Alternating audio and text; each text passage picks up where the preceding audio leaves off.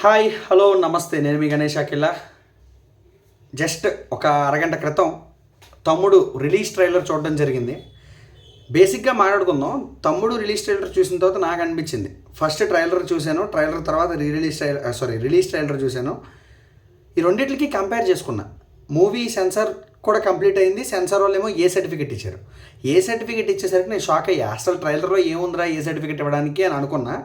But ఎందుకో వీళ్ళు లోపల ఏదో కంటెంట్ దాచి మనకి బయటకు వేరే చూపిస్తున్నారేమో అని ఒక థాట్ వచ్చింది. వన్స్ రిలీజ్ ట్రైలర్ చూసిన తర్వాత నాకేమనిపించింది అని అంటే, అఫ్కోర్స్ రిలీజ్ ట్రైలర్ బాగుంది. సింపుల్గా స్టోరీని అంతా క్లియర్గా అసలు ఏం ఉండబోతోంది అన్నది చూపించారు. అండ్ ఏవైతే షార్ట్స్ ఉన్నాయో కొన్ని షార్ట్స్ నాకు చాలా బాగా నచ్చినాయి. కానీ ఒకటే అనిపిస్తుంది, మన వాళ్ళకి ఇది ఎక్కదు.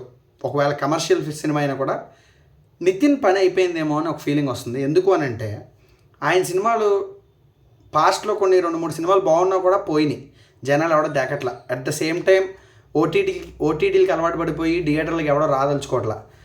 సో నచ్చుతుందా లేదా అనేది పక్కన పెడితే నాకైతే పర్సనల్గా ట్రైలర్ నచ్చింది. సినిమా మీద హోప్ ఉందా అని అంటే నాకు ఏ హోపు లేదు. ఎందుకు అని అంటే నాకు అంత ఎక్స్పెక్టేషన్ లేదు ఆ సినిమా మీద.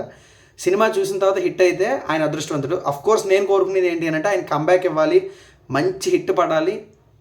అప్పుడెప్పుడో ఫ్లాప్స్లో ఉన్నప్పుడు ఇష్క వచ్చి ఎలా అయితే ఆయన పైకి లేపిందో బ్యాక్ టు బ్యాక్ హిట్స్తో, సేమ్ అలాగే ఇది కూడా జరగాలి. దీని తర్వాత ఎల్లమ్మ అనే సినిమా కూడా హిట్ అవ్వాలి. ఇలా నాకు ఒక ఎక్స్పెక్టేషన్ ఉంది. కేవలం దీని పరంగా, సినిమా పరంగా అంత హోప్ ఏం లేదు. సినిమా రిలీజ్ అయిన తర్వాత దాని టాక్ బట్టి అది ఏమవుతుందో అప్పుడు ఆలోచించాలి. సో మీరు ఎవరైనా సరే ట్రైలర్ చూడకపోతే కనుక యూట్యూబ్లోనే అవైలబుల్గా ఉంది. ఇందాకే రిలీజ్ చేశారు, చూసేయండి. చూసి మీకు ఎలా అనిపించిందో కింద కామెంట్స్లో చెప్పండి. Thank you so much. Signing off. నేను మీ గణేష్ అఖిల. బాయ్.